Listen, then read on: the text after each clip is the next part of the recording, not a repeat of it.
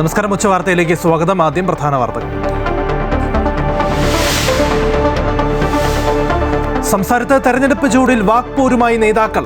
RSS ബന്ധം ആരോപിച്ചുള്ള VD സതീശന്റെ പ്രസ്താവന ശുദ്ധ അസംബന്ധമെന്ന് മുഖ്യമന്ത്രി.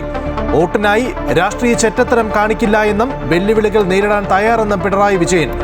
ഏതു ചെകുത്താനെയും കൂട്ടുപിടിച്ച് അധികാരത്തിൽ കയറുമെന്ന നയമാണ് പിണറായിക്കെന്ന് PMA സലാം. സോപാന ഗായകൻ ഞെരളത്ത് ഹരിഗോവിന്ദൻ മുസ്ലിം ലീഗിൽ ചേർന്നു.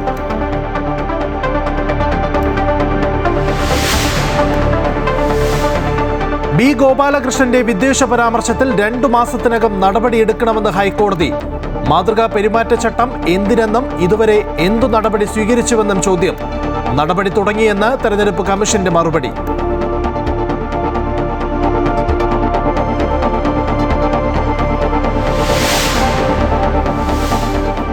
മോഹൻലാലിന് ആശ്വാസം. വ്യക്തി അവകാശങ്ങൾ ലംഘിക്കുന്ന സോഷ്യൽ മീഡിയ ലിങ്കുകൾ നീക്കണമെന്ന ആവശ്യം അംഗീകരിച്ച് ഡൽഹി ഹൈക്കോടതി. ലിങ്കുകൾ നീക്കാൻ സോഷ്യൽ മീഡിയ പ്ലാറ്റ്ഫോമുകൾക്ക് നിർദ്ദേശം.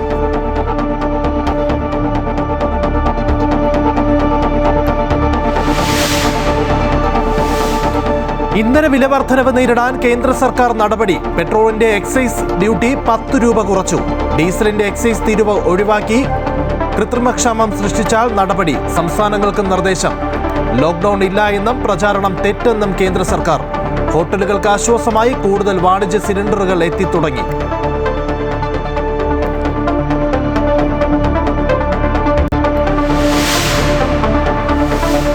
പശ്ചിമേഷ്യൻ സംഘർഷത്തിന്റെ പശ്ചാത്തലത്തിൽ പ്രധാനമന്ത്രിയുടെ അധ്യക്ഷതയിൽ ഇന്ന് വൈകിട്ട് മുഖ്യമന്ത്രിമാരുടെ യോഗം.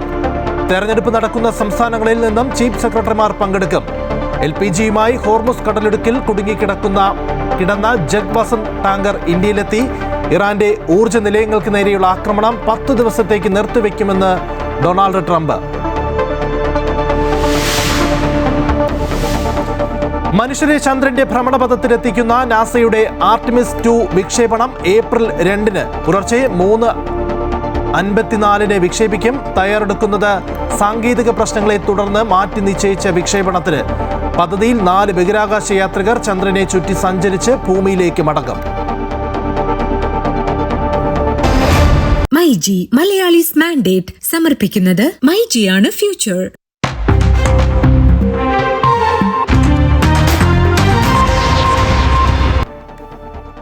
വിശദമായ വാർത്തകളിലേക്ക്. RSS ബന്ധം ആരോപിച്ചുള്ള VD സതീശന്റെ പ്രസ്താവന ശുദ്ധ അസംബന്ധമെന്ന് മുഖ്യമന്ത്രി പിണറായി വിജയൻ.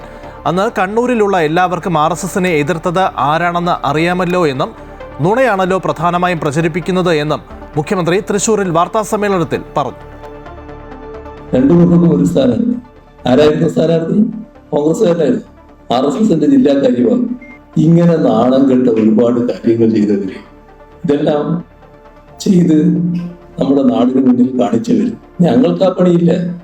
ചില്ലറ വോട്ടിനും 4 സീറ്റിനും വേണ്ടി രാഷ്ട്രീയ ചെറ്റത്തരം കാണിക്കുന്ന പതിവ് ഞങ്ങൾക്കില്ല.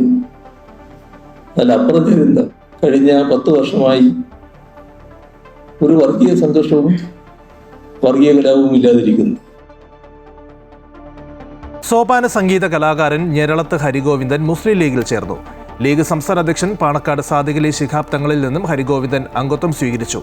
ലീഗിൽ ചേരാനുള്ള തീരുമാനം സ്വയം എടുത്തതാണ് എന്നും നാമനിർദ്ദേശ പത്രികാ സമർപ്പണത്തിന് മുൻപ് അംഗത്വമെടുത്താൽ അത് സ്ഥാനാർത്ഥിയാകാനുള്ള നീക്കമായി വ്യാഖ്യാനിക്കപ്പെടും എന്നതുകൊണ്ടുമാണ് വൈകിയതെന്നും അദ്ദേഹം പറഞ്ഞു.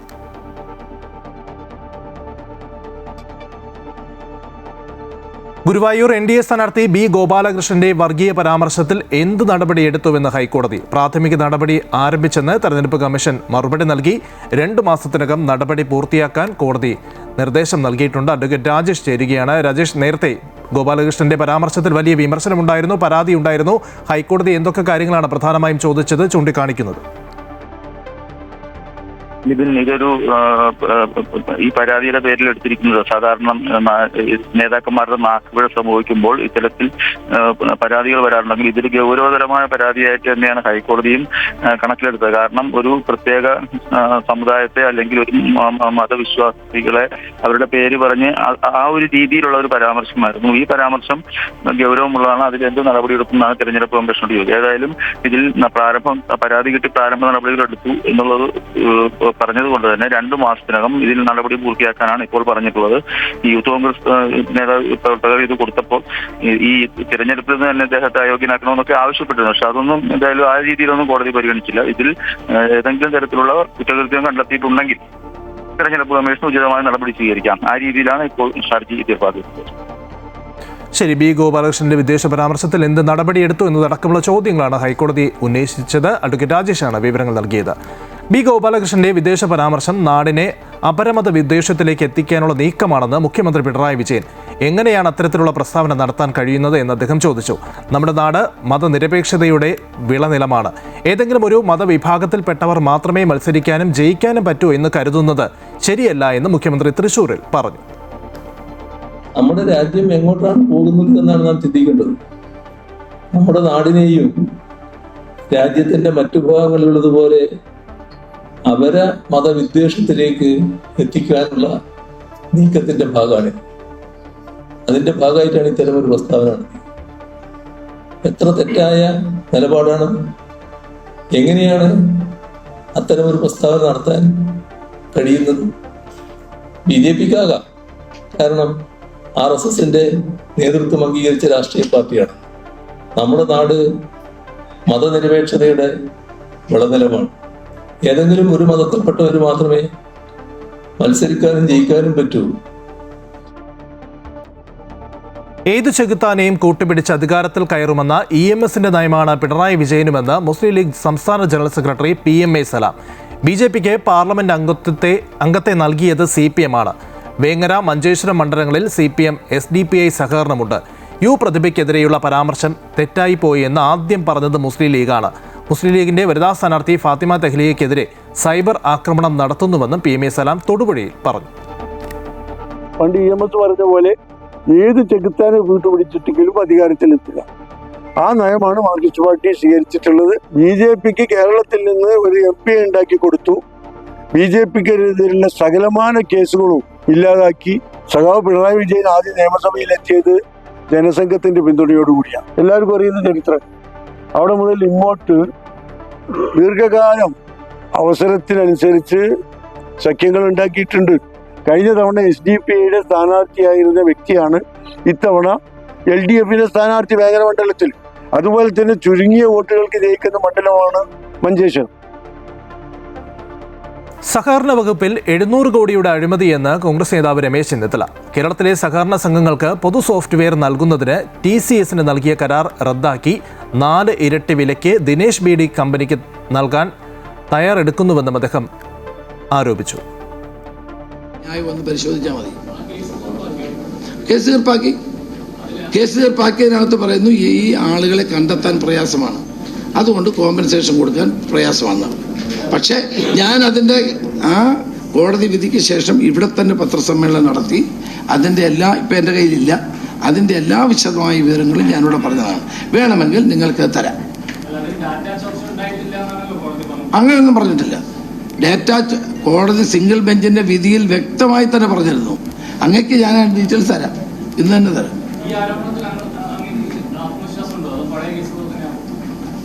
ശരി. കേന്ദ്ര സോഫ്റ്റ്വെയർ കൊണ്ടുവരണം, മറ്റ് സംസ്ഥാനങ്ങളിലൊക്കെ. രാവിലെ എഴുന്നേൽക്കുന്നത് മുതൽ ഉറങ്ങുന്നത് വരെ നുണ പറയലാണ് VD സതീശന്റെ പണിയെന്ന് MV ഗോവിന്ദൻ. VD സതീശൻ വർഗീയതയ്ക്ക് എതിരാണെന്ന് പറഞ്ഞു നടക്കുന്നു. UDFന് പിന്തുണ നൽകുമെന്ന് ജമാഅത്തെ ഇസ്ലാമി പരസ്യമായി പറഞ്ഞിട്ടും സതീശൻ ഒരക്ഷരം പറഞ്ഞോ എന്നും ഗോവിന്ദൻ ചോദിച്ചു. KM ഷാജി എവിടെ മത്സരിച്ചാലും വർഗീയത മാത്രമേ പറയൂ. ഷാജി വർഗീയവാദത്തിന്റെ മുഖമുദ്രയെന്നും MV ഗോവിന്ദൻ പറഞ്ഞു. കേരളത്തിലെ മുഴുവൻ ജനങ്ങൾക്കും അറിയാം, RSSനെയും സംഘപരിവാർ വിഭാഗത്തെയും BJPയെയും ശക്തിയായിട്ട് രാഷ്ട്രീയമായും ആശയപരമായും എല്ലാം എതിർത്ത് പ്രതിരോധിച്ച് നിലപാട് സ്വീകരിച്ച പാർട്ടി CPIM ആണ്, ഇടതുപക്ഷ ജനാധിപത്യ മുന്നണിയാണ്. അന്ന് യഥാർത്ഥത്തിൽ ഈ VD സതീശൻ ഉൾപ്പെടെയുള്ള ആളുകൾ RSSന്റെ പ്രമുഖ നേതാക്കളുമായിട്ട് സംസാരിച്ചു. അവരുടെ വിവിധ പരിപാടികളിൽ ഗോൾവാൾക്കറുമായി ബന്ധപ്പെട്ട് അദ്ദേഹത്തിൻ്റെ മുമ്പിൽ സാഷ്ടാംഗം നമസ്കരിക്കുന്ന ഫോട്ടോ സഖാവ് പിണറായി പുറത്ത് വിട്ടപ്പോൾ മാധ്യമങ്ങളെല്ലാം പലരും VD സതീശനോട് ചോദിച്ചു, ഈ ഫോട്ടോ സത്യമാണോ? സത്യമല്ല എന്ന് ഇതുവരെ പറഞ്ഞിട്ടില്ല. എന്നാൽ ഇതിൻ്റെ ഡീൽ എന്താണ്? അതിന് മറുപടി പറഞ്ഞിട്ടില്ല. ജമാഅത്തെ ഇസ്ലാമിയെ എതിർത്തതുകൊണ്ടാണ് MK മുനീറിന് സീറ്റ് നൽകാതിരുന്നത് എന്ന് എളമരം കരീം. ലീഗ് നേതൃത്വം തന്നെയാണ് മുനീറിനെ സാമ്പത്തിക തകർച്ചയിലേക്ക് നയിച്ചത്. മുനീറിന്റെ ഇന്ത്യ വിഷനെതിരെ ഉൾപ്പെടെ ലീഗ് നിലപാട് സ്വീകരിച്ചിട്ടുണ്ടെന്നും എളമരം കരീം കോഴിക്കോട് പറഞ്ഞു. മതത്തെ അടിസ്ഥാനപ്പെടുത്തിയ രാഷ്ട്രീയമാണ് ജമാഅത്തെ ഇസ്ലാമി കൈകാര്യം ചെയ്തത്. അവർ UDFുമായി മുസ്ലിം ലീഗുമായും UDFുമായും വളരെ യോജിപ്പോടുകൂടി ഈ തെരഞ്ഞെടുപ്പിൽ സജീവമായി UDFിനെ സഹായിച്ചുകൊണ്ടിരിക്കുകയാണ്. അതിനോട് ആദർശപരമായി ഐഡിയോളജിക്കലി കടുത്ത എതിർപ്പ് മുസ്ലിം ലീഗിൻ്റെ സമുന്നത നേതാവ് ഇപ്പോൾ മാത്രം പ്രകടിപ്പിച്ചതല്ല, നേരത്തെ തന്നെ അദ്ദേഹത്തിൻ്റെ നിലപാടാണ്.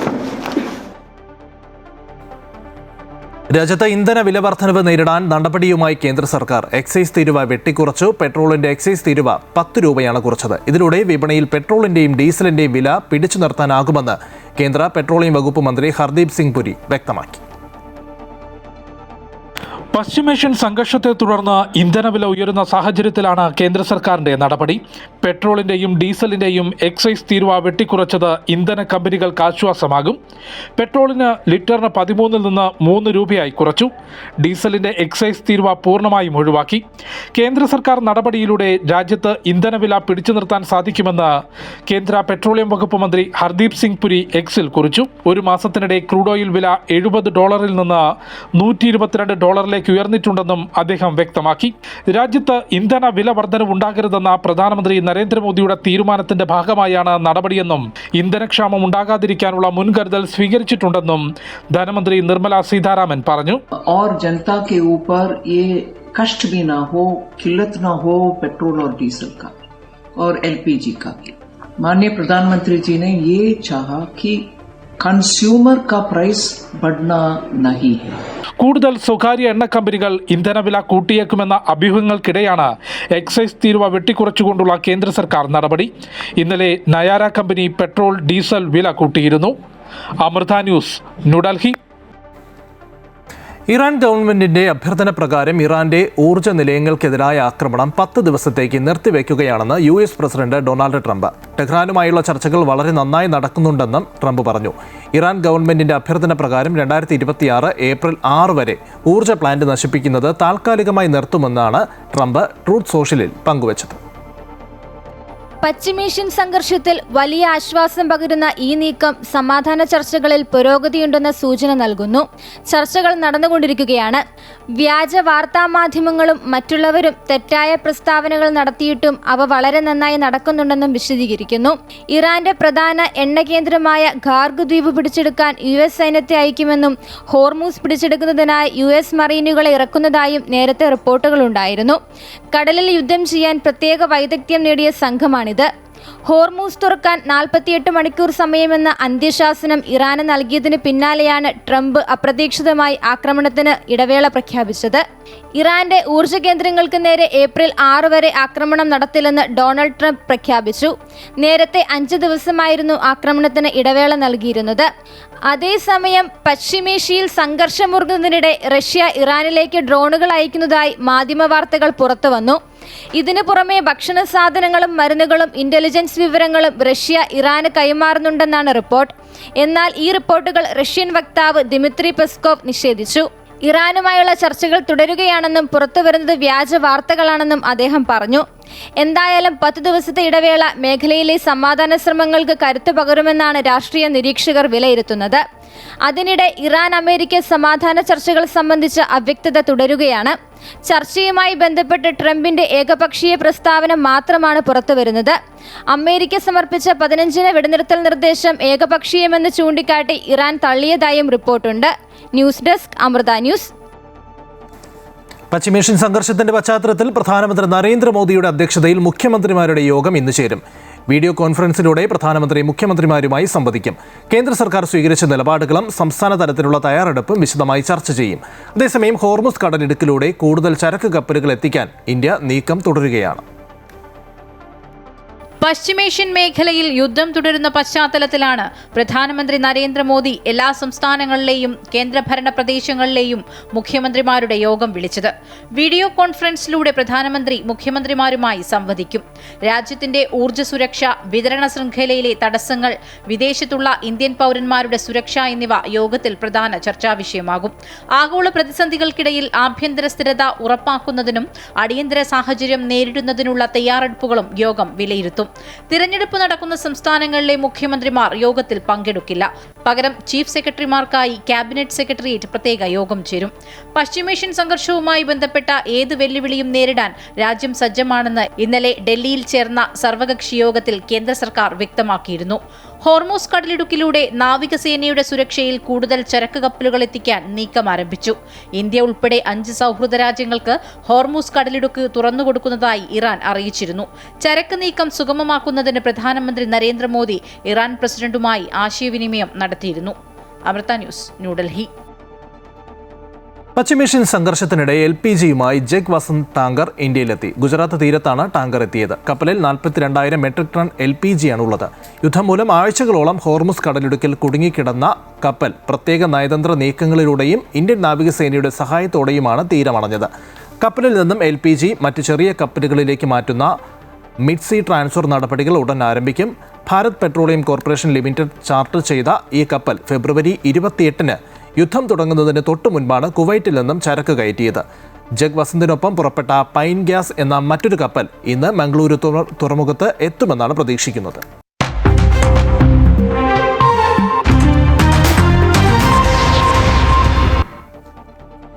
ദേവികുളം മണ്ഡലം ഇത്തവണ ശ്രദ്ധാകേന്ദ്രമാകുന്നത് മുൻ CPM നേതാവും MLAയുമായിരുന്ന S. രാജേന്ദ്രന്റെ സ്ഥാനാർത്ഥിത്വം കൊണ്ടാണ്. NDA സ്ഥാനാർത്ഥിയായ രാജേന്ദ്രൻ പിടിക്കുന്ന വോട്ടുകൾ മണ്ഡലത്തിൽ നിർണായകമാകും. ദേവികുളത്ത് LDFിന് വേണ്ടി സിറ്റിംഗ് MLA A. രാജ, UDFിന് വേണ്ടി പുതുമുഖം F. രാജ, NDAയ്ക്ക് വേണ്ടി മുൻപ് 3 തവണ LDFിൻ്റെ MLA ആയിരുന്ന S. രാജേന്ദ്രൻ.